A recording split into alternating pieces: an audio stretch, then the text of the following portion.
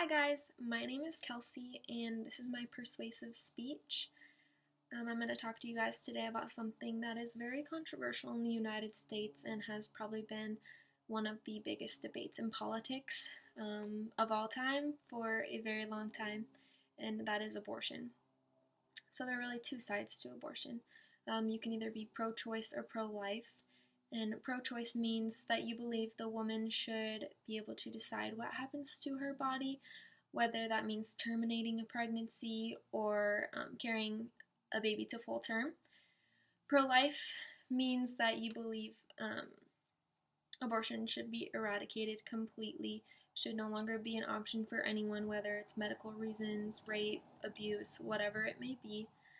The issue I see with that is that abortions will continue to happen, whether or not they are legal or illegal. The only difference is that when they are legal, we are able to provide safe practices for these women that choose to have them. And if they are illegal, safe practices will not happen and the mother will be harmed. She can get infection, she can die, the baby can survive and be severely harmed as well. So now that this is such a touchy subject, I just ask that people don't judge one another for their opinions. The beautiful thing about America is that we are able to share our opinions on such topics and talk about them freely. I just think that's important to keep that sacred, so I ask that if you disagree, that is 100% okay, but don't slander someone for thinking the opposite of you. And now that we've covered that and have a mutual respect and understanding for one another, I want to dive into some of the facts. First, I want to discuss what really happened in our history to make abortion legal and how that came about. And then secondly, I want to explain why this law is so important and imperative to women's rights as well as their health. And then finally, I want to review how the laws are intended to help women and why they should remain in place. So in 1973, there was a U.S. Supreme Court case named Roe versus Wade, and this recognized a woman's constitutional right to an abortion. This ruling legalized abortion nationwide. So Norma McCorvey was actually Roe in this situation. She went under a different name, Jane Roe, to protect herself. She was an unmarried 22-year-old woman who wanted to legally terminate her unwanted pregnancy. She sued Henry Wade, who was the Dallas County District Attorney, and the case actually went to Supreme Court. The Supreme Court legalized abortion in this case. The law stated that abortion was allowed during the entirety of the pregnancy. However, it came with stipulations that states could decide whether or not it would be allowed in the second and third trimesters. More laws since then have actually been made to further protect the unborn fetus, which I actually believe to be very necessary. Although I believe that abortion should remain legal, I do think that stipulations are very important so that this law doesn't get taken advantage of, because, I'm not insensitive. I think that an unborn child is a beautiful thing. I just respect and understand certain people's choices to do what they need to do. Like I said earlier, abortions were being performed whether or not they were allowed to be or not. A lot of times these happened in a very unsafe manner that harmed the mother. And I think in this instance, if someone who is pro-life is so worried and concerned about the life of an unborn child, I think they also need to be concerned about the life of the mother. For example, abortions are illegal in Honduras, and hundreds of women die each year after seeking abortions to terminate unwanted pregnancies because these happen in back alleys, in unsterile places, with unsterile tools by doctors who really don't have the skills to perform these, and the mother actually is harmed, killed even.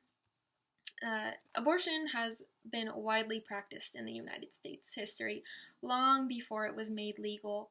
In 1955, there was actually an estimated 100,000 to about 1 million illegally induced abortions occurring each year. And the complication rates for these are enormous. They're performed by unskilled practitioners in extremely unsafe settings. Women were being infected with sepsis. Women were dying. These rates were much higher back then than they are now. Each year before it had been made legal, hundreds of women died because of these unsafe practices. And then in 1983, it was found that more than 1.3 million procedures were performed, which was a figure very close to that performed before 1970, much before it was made legal. The difference between those two numbers is that the number of abortion-related deaths decreased significantly. In 1980, it was only 16 out of the hundreds that it was before.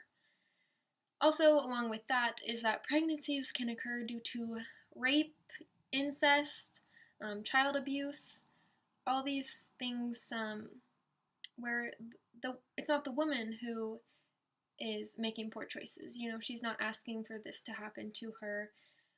There was actually an instance in Paraguay. I have the article here. It was about a 10-year-old girl who was brought to the emergency room by her mother, only to find out that she was 21 weeks pregnant because her stepfather raped her. Because of her age, she's just a little girl, she was at high risk of death. Because she wasn't fully developed. She was 10 years old, but they have such strict laws there that she was denied any right to an abortion, even after her mother pleaded and begged for her to be awarded one. They actually sent her to a home for young mothers. And I think that if we change our laws to delegalize abortion, this will happen to so many young girls, old girls, women of all shapes and sizes get raped each and every day. And I just think that if that is their choice, they should be allowed to make it if they want to. And now that we've reviewed why these laws are so important and why they should remain in place, I want to talk about what pro-choice is. And that's a decision that means you believe it's best for the woman to be able to decide whether or not an abortion is best for her. It's a very large myth that because you are pro-choice, you yourself have to get an abortion if presented with one, and that's not the case at all. It just means that you have a mutual respect and you understand a lot of the reasons why women make this decision. A lot of people who claim to be pro-life also believe in the death penalty, and I just think that is a little hypocritical. So it's something to think about. I explained many reasons why the laws we have in place regarding abortion are there and why they should remain there. If you're against abortion, I strongly urge you to look deeper into pro-choice. You can believe this way without having to commit to an abortion. I'm myself in pro-choice and I would never get an abortion. To me, pro-choice just means that a woman is allowed to choose what she wants to do with her body, and that's none of my business, whether I agree with that choice or not. I will respect it, and I will continue to fight to let women keep their freedom of that choice and of that right. So thank you guys so much for listening. If you're interested to hear more, I'd love to hear from you guys. Yeah, thank you.